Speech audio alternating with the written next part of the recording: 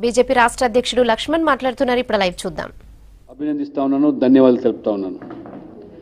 TRS పతనానికి పాలమూరు నాంది కాబోతున్నది. TRS నాయకుల్లో అంతర్మదనం ప్రారంభమైంది. జితేందర్ రెడ్డి గారు పార్లమెంట్ సభ్యులు, టీఆర్ఎస్ పార్లమెంట్ పార్టీ నాయకునిగా 5 సంవత్సరాలు వారు అందించిన సేవలు ఈరోజు వారు సైతం కూడా నరేంద్ర మోడీ దేశానికి ప్రధానమంత్రి అవసరం అనేటువంటి భావన వ్యక్తం చేయడమే కాకుండా నరేంద్ర మోడీ గెలుపు ఖాయమని చెప్పి వారు స్పష్టంగా చెప్పడం.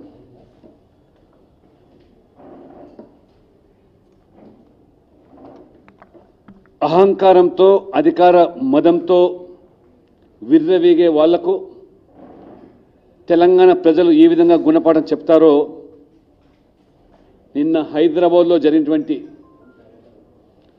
బహిరంగ సభ అట్టర్ ఫ్లాప్ కావడం, దానికి మించి ఇంకా ఏ నిదర్శనం అవసరం లేదు. అంత పేలవంగా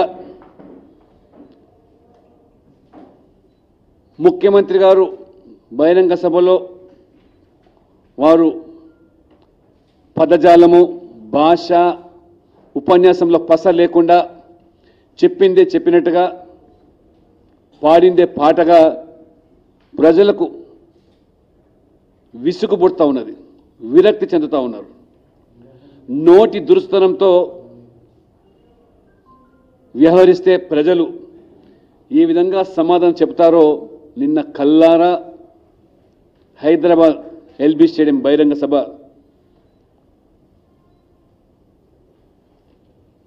వారికి స్పష్టం చేసింది.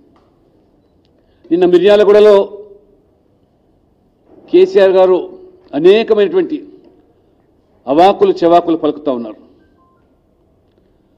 పరిస్థితి చూస్తూ ఉంటే 3 నెలల్లోనే తెలంగాణ రాజకీయ చిత్రపటంలో అనూహ్యమైన మార్పులు సంభవిస్తున్నాయి.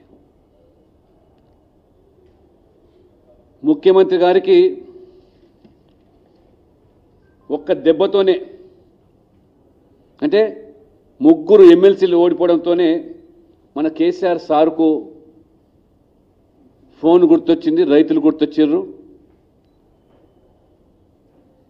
ఏ రకంగా రైతుల సమస్యల పరిష్కారానికి మరి మన ముఖ్యమంత్రి మనసు వచ్చిందో ఒక్కసారి గమనిస్తూ ఉంటే, నిజామాబాద్లో రైతులు తిరగబడ్డ ఉదంతం చూస్తూ ఉంటే, పసుపు రైతులు, ఎర్రజొన్న రైతులు, సాక్షాత్తు ముఖ్యమంత్రి పుత్రిక కవితమ్మ గారి యొక్క పార్లమెంటు నియోజకవర్గంలో వేలాది మంది రైతులు తిరగబడతా ఉంటే బెంబేలెత్తిపోతున్నారు. 244 మంది ధరావత్తులు కట్టి 1000 రూపాయలు తమ యొక్క ఆక్రోశాన్ని ప్రదర్శిస్తుంటే నిజామాబాద్లో ఫలితం ఈరోజు సూచిస్తూ ఉన్నది.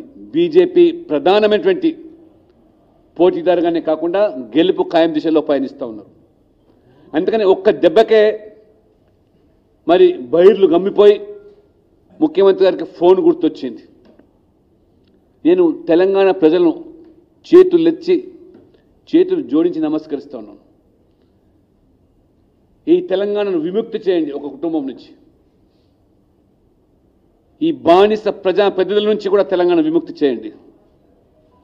మీరు టీఆర్ఎస్ యొక్క పార్టీ యొక్క ఎమ్మెల్యేలను, ఎంపీలను గెలిపిస్తే ఎవరి సేవలో పునీతమవుతున్నారు వాళ్ళు? తెలంగాణ కోసమా, రాష్ట్రం కోసమా, సమాజం కోసమా? కాదు, కల్వకుంట్ల కుటుంబం సేవల కోసం ఈరోజు అంకితమవుతున్నారు. ఇవాళ బీజేపీని మీరు గెలిపిస్తే ఎమ్మెల్యేలు, ఎంపీలు, ప్రజాప్రతినిధులు దేశం కోసం, సమాజం కోసం